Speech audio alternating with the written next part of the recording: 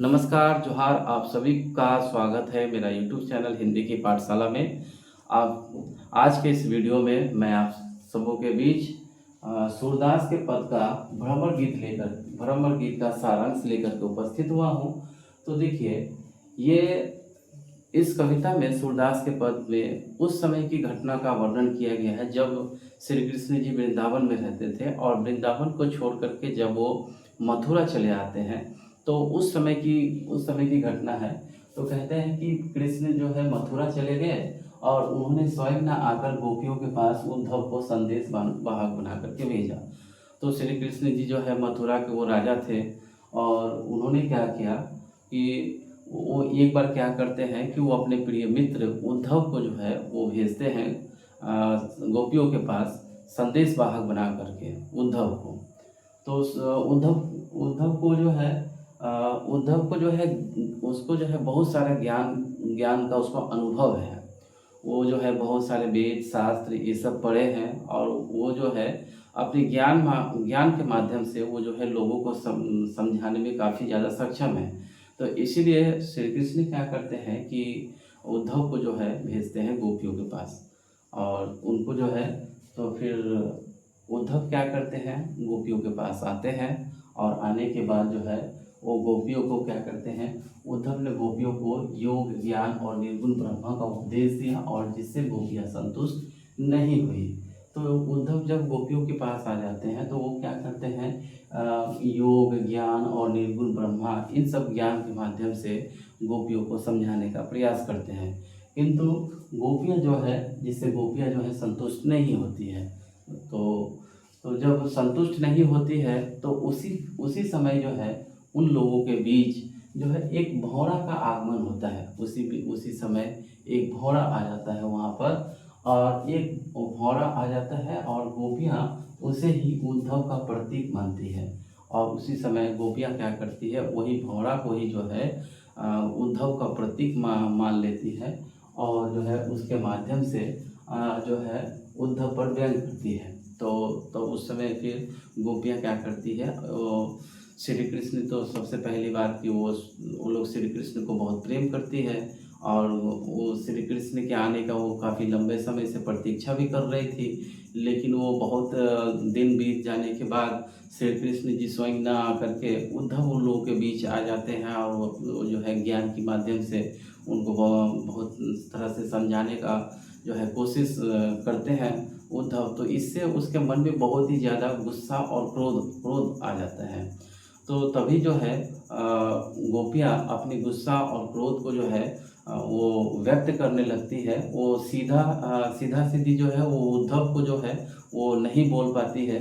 तो वो क्या करती है, उद्धव को गोपियाँ जो है वो भंवरा की तरफ देखती है, और भंवरा की तरफ देखते हुए जो है उद्धव पर जो है बहुत सारे मजाक करते हुए उसकी उल्लाहना देते हुए जो है बहुत सारी बुरा भला बात भी जो है वो कहने लगती है। तो ये है भ्रमर गीत का सारांश। तो सूरदास के पद में जो है 4 पद दिए गए हैं, तो चारों पद में जो मूल भाव जो क्या कहे गए हैं प्रत्येक पद के अनुसार से आप लोग समझेंगे तो ज़्यादा आप लोगों को समझने में आसान होगा। तो देखिए, सूरदास का जब पहला पद आप लोग पढ़ेंगे तो उसमें आप लोगों को पता चलेगा कि यदि उद्धव कभी प्रेम के धागे में बंधे होते तो विरह का अनुभव कर पाते। तो देखिए, इस पहला पद को पढ़ने से आप लोगों को पता चलेगा कि उनको जो है उद्धव कभी प्रेम की धागा को कभी समझ ही नहीं पाए, जो है जिस कारण से प्रेम करने से किस तरह की विरह की भावना मन में उत्पन्न होती है।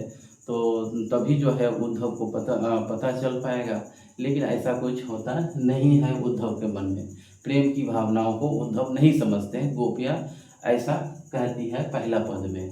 ठीक है, फिर उसमें ये भी आप लोगों को पता चलेगा ज्ञान संदेश उन्हें व्यर्थ लगता है। तो वो उद्धव जो है ज्ञान का जो संदेश लेकर के जो आते हैं उद्धव जो है गोपियों के बीच, तो वो संदेश जो है बिल्कुल उसको व्यर्थ लगता है, बेकार सा लगने लगता है।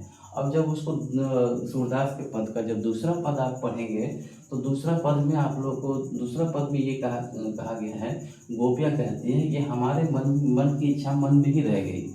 मतलब गोपियाँ क्या करने लगती हैं कि हमारे मन में जो श्री कृष्ण के प्रति जो हमारे मन में जो बात है, जो प्रेम की भावनाएँ हैं, वो सारी भावनाएँ जो है हमारे मन में ही रह गई। मतलब उद्धव के आने से क्या हो गया कि वो जो है अपने मन की सारी बात जो है उद्धव को वो नहीं सुना पा रही है, इसलिए वो कह रही है कि हमारे मन की इच्छाएँ जो है हमारे मन में ही रह गई।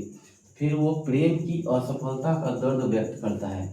तो उस प्रेम करने से जो है उस गोपियाँ श्री कृष्ण जी जो है काफ़ी लंबे समय से नहीं आने के कारण से जो है उसके मन में जो दर्द होता है, वो दर्द जो है वो व्यक्त नहीं कर पाती है। इसलिए कहते हैं कि प्रेम की असफलता का दर्द जो है उद्धव को वो नहीं बता पाती है।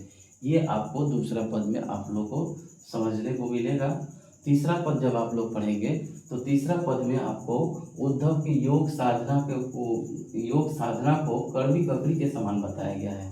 तो तीसरा पद में जब हम लोग पढ़ेंगे तो उसमें आप लोग को ऐसा लगेगा कि उद्धव जो योग साधना का जो संदेश लेकर के आया था उद्धव, तो ये बिल्कुल जो है कड़वी ककड़ी के समान जो है उनको लगने लगता है। जैसे होता है ना कि जैसे हम साधारण भाषा में हम कहते हैं कड़वी ककड़ी, मतलब खीरा का बोलते हैं। जैसे खीरा का ऊपरी भाग कैसे होता है, वो बिल्कुल कड़वा होता है, खाने में वो जो है तीता लगता है। तो वैसा ही गोपियों को जो है उद्धव का जो संदेश लेकर के आता है तो उसको बिल्कुल कड़वी ककड़ी के समान उसको लगने लगता है।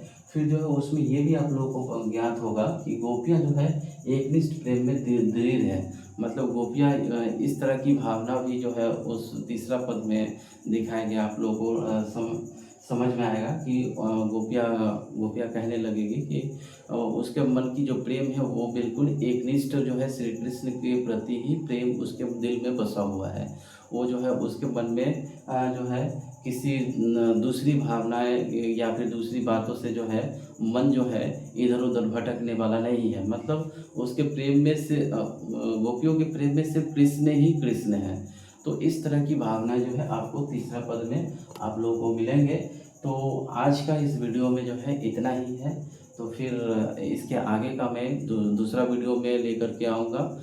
तो आप लोगों को अगर मेरा वीडियो अगर अच्छा लगे तो आप लोग कृपया मेरा यूट्यूब चैनल हिंदी की पाठशाला को आप लोग चैनल को सब्सक्राइब कीजिए और ज़्यादा से ज़्यादा दोस्तों के बीच शेयर कीजिए, ताकि जो है जो भी पढ़ाया जाए वो नया जानकारी आप लोगों को समय के अनुसार से मिलता रहे। तब तक के लिए आप सभी लोग स्वस्थ रहें, आप सभी लोग अपना ध्यान रखें। आप सभी को बहुत बहुत धन्यवाद।